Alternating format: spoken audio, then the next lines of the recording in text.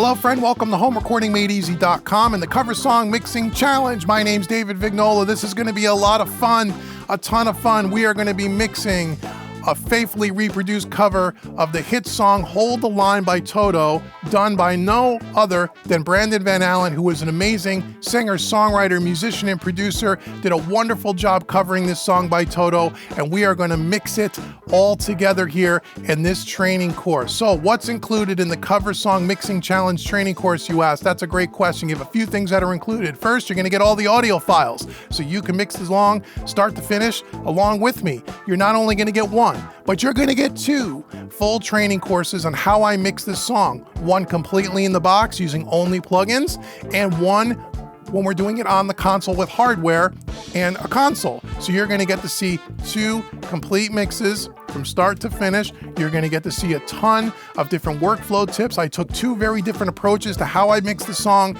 to give you a lot of options, a lot of teachable moments, and a lot of cool workflow tips that you can build into your own workflow.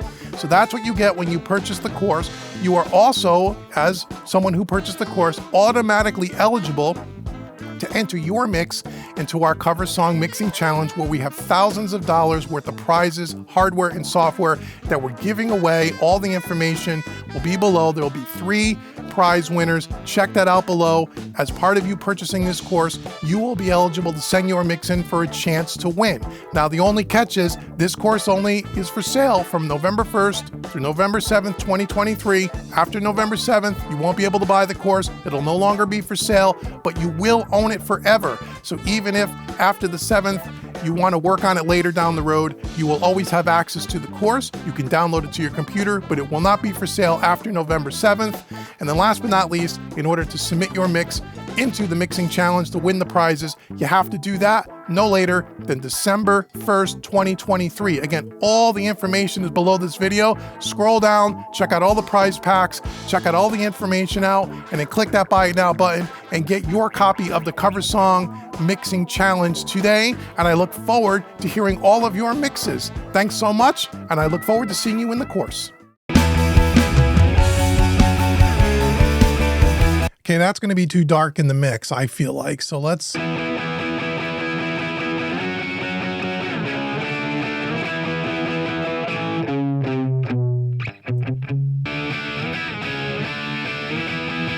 That sounds a little more like it.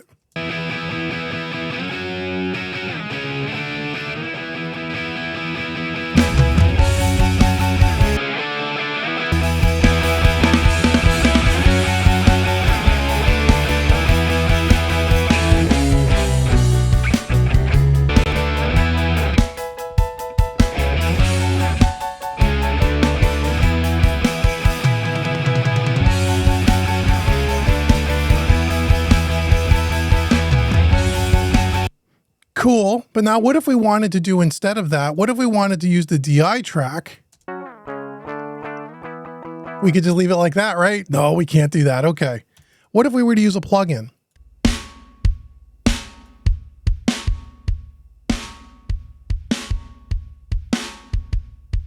Okay, that's what we're doing. And then we're blending it in. So when we blend it all in with just the drums here, here's just the drums without it. Then I'll blend it in.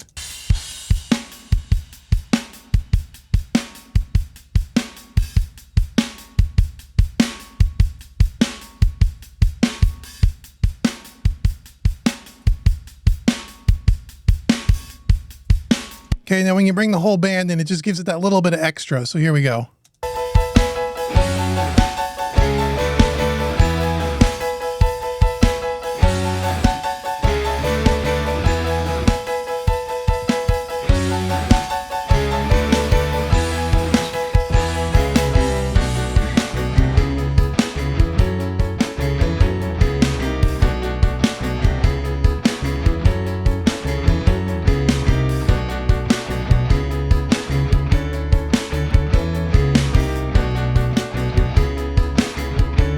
Okay, so just to give it a little bit of extra there. So that's kind of what I did there. So that's the only thing that I really changed. Snares, same thing. On the kicks, we're doing about 2-3 dB of compression. The snares, we're doing a little bit more. Snare top, snare sample. I'll solo those.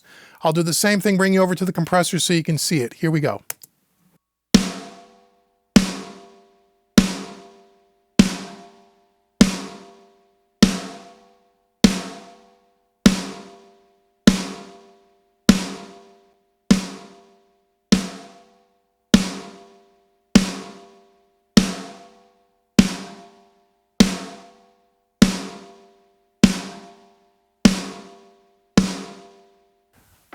So people ask me all the time, why do you have 4 DBX 168 compressors? For this reason, I use them on kick and snare all the time. I love them. You can get the plugins. DBX 160 plugins are very similar to those. I love what they don't sound over compressed. They just had a lot of snap, a lot of sustain to both the kick and the snare.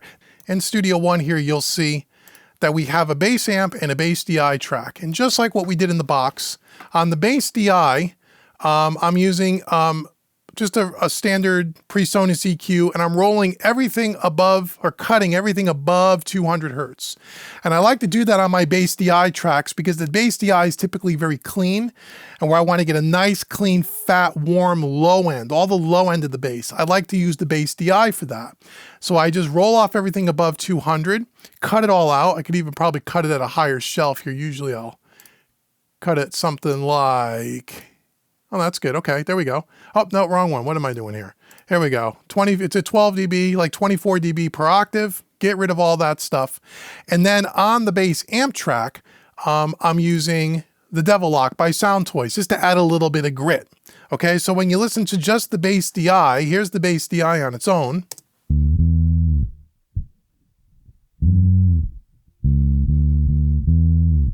That real low end. Here's the amp track along with it, which gives you all the top end grit.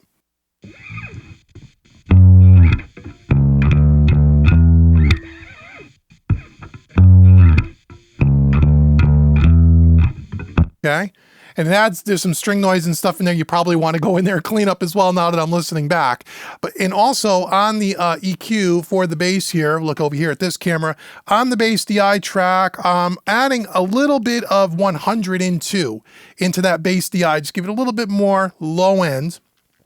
On the distortion track, I'm adding a little bit, about 3 dB at around 6K, and I'm adding a little bit in at around 2K, about 3 dB again, to give it that upper frequency there. And so when you blend these into the track, maybe I'll just do bass and drums just so you could hear it.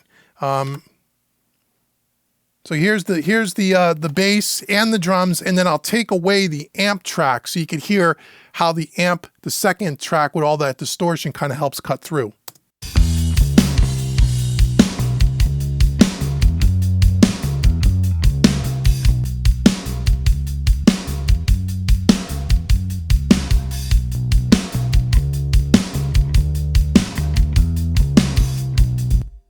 Okay, pretty straightforward.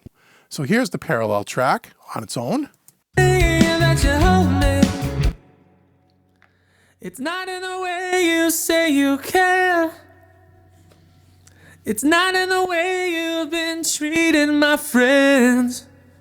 It's not in the way that you'll stay. So you can hear it's very over compressed. I'm using that on the LA2. I can't get a camera down there. Let me tell you how much compression we're doing. Stay till the end. It's not in the way you look, all the things that you say that you do. About 7 dB of compression on that LA2A, and we're just blending it in. So we're just blending it in. It gives the whole vocal a little bit more power. So let me play the whole mix without the parallel track, and then I'll bring it in so you can hear it. Here we go. Hold the line.